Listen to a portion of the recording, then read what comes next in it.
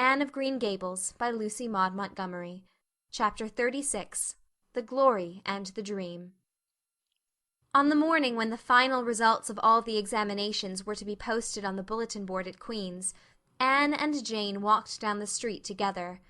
Jane was smiling and happy. Examinations were over, and she was comfortably sure she had made a pass at least.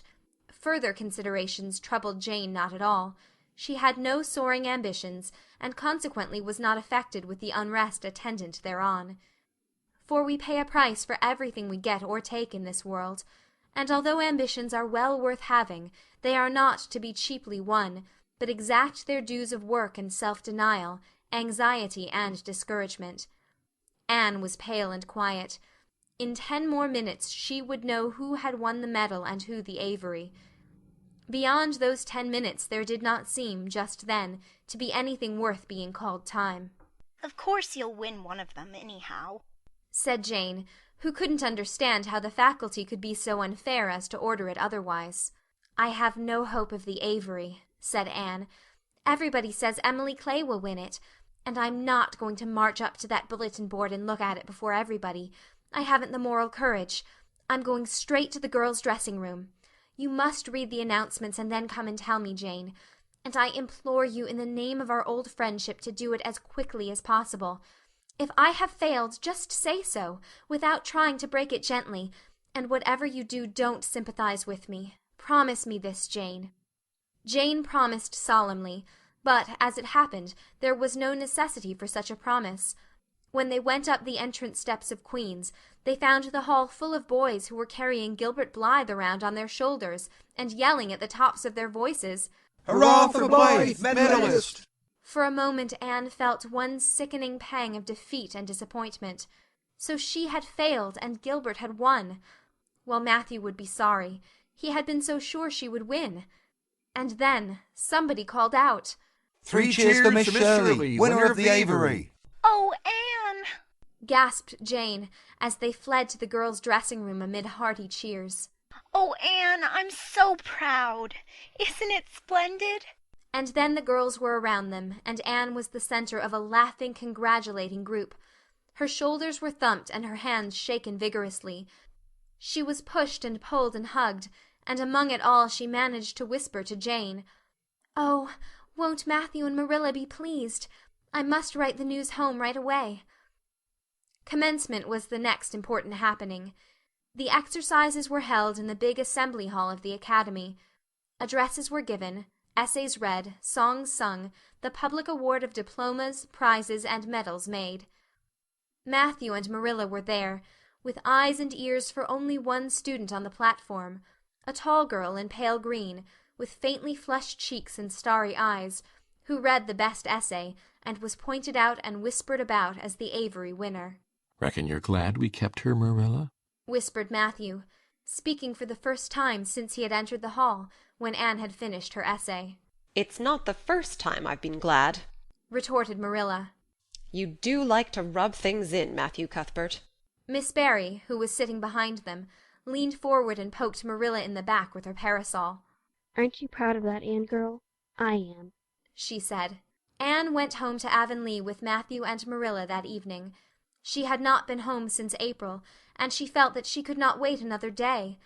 The apple blossoms were out, and the world was fresh and young. Diana was at Green Gables to meet her.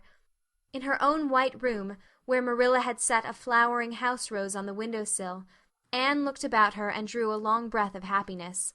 "Oh, Diana, it's so good to be back again. It's so good to see those pointed firs coming out against the pink sky, and that white orchard and the old Snow Queen. Isn't the breath of the mint delicious? And that tea rose, why, it's a song and a hope and a prayer all in one. And it's good to see you again, Diana." "I thought you liked that Stella Maynard better than me," said Diana reproachfully. "Josie Pye told me you did. Josie said you were infatuated with her."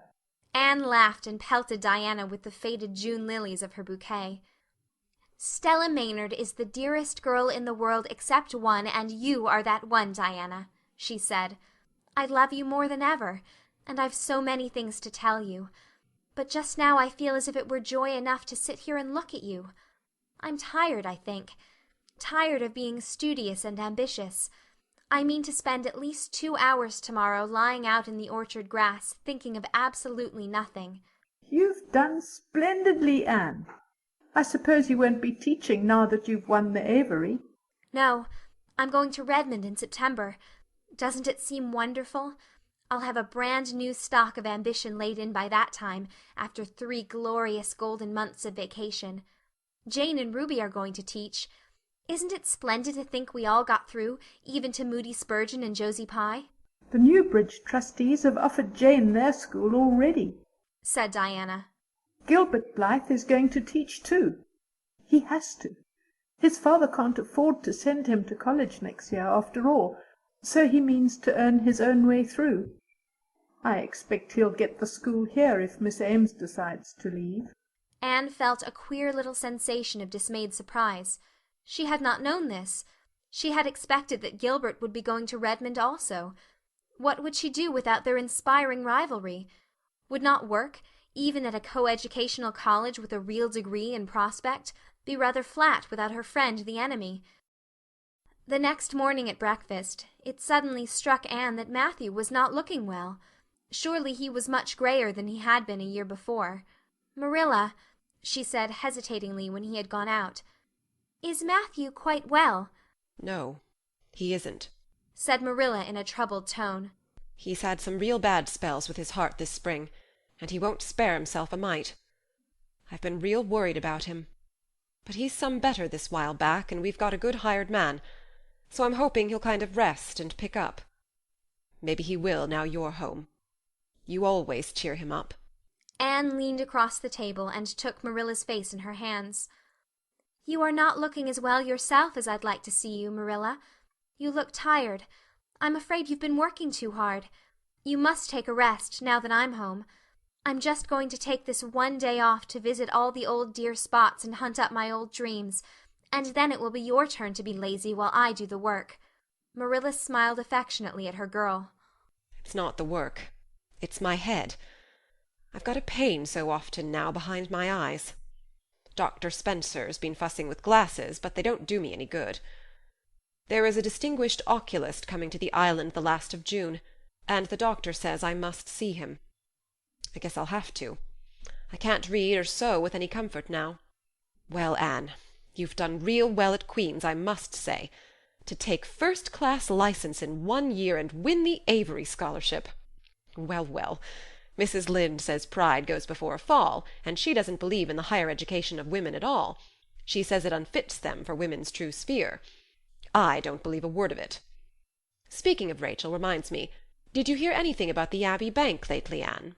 "I heard it was shaky," answered Anne. "Why?" "That is what Rachel said. She was up here one day last week and said there was some talk about it. Matthew felt real worried. All we have saved is in that bank, every penny. I wanted Matthew to put it in the savings bank in the first place, but old Mr. Abbey was a great friend of father's, and he'd always banked with him. Matthew said any bank with him at the head of it was good enough for anybody." "I think he has only been its nominal head for many years," said Anne. "He is a very old man. His nephews are really at the head of the institution." Well, when Rachel told us that, I wanted Matthew to draw our money right out, and he said he'd think of it. But Mr. Russell told him yesterday that the bank was all right. Anne had her good day in the companionship of the outdoor world. She never forgot that day. It was so bright and golden and fair, so free from shadow and so lavish of blossom. Anne spent some of its rich hours in the orchard. She went to the Dryad's Bubble and Willowmere and Violet Vale. She called at the manse and had a satisfying talk with Mrs. Allan. And finally, in the evening, she went with Matthew for the cows, through Lover's Lane to the back pasture. The woods were all gloried through with sunset, and the warm splendor of it streamed down through the hill gaps in the west. Matthew walked slowly with bent head. Anne, tall and erect, suited her springing step to his. "You've been working too hard today, Matthew," she said reproachfully. "Why won't you take things easier?" "Well, now, I can't seem to," said Matthew, as he opened the yard gate to let the cows through. "It's only that I'm getting old, Anne, and keep forgetting it. Well, Well, I've always worked pretty hard, and I'd rather drop in harness. If I had been the boy you sent for, said Anne wistfully, I'd be able to help you so much now, and spare you in 100 ways. I could find it in my heart to wish I had been, just for that. Well, now, I'd rather have you than a dozen boys, Anne, said Matthew, patting her hand. Just mind you that, rather than a dozen boys. Well, now, I guess it wasn't a boy that took the Avery scholarship, was it? It was a girl. My girl that I'm proud of. He smiled his shy smile at her as he went into the yard.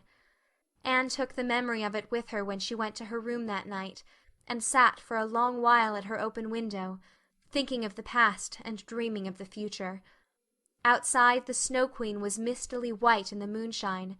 The frogs were singing in the marsh beyond Orchard Slope.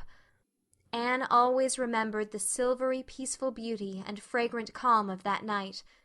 It was the last night before sorrow touched her life, and no life is ever quite the same again when once that cold, sanctifying touch has been laid upon it. End of chapter 36.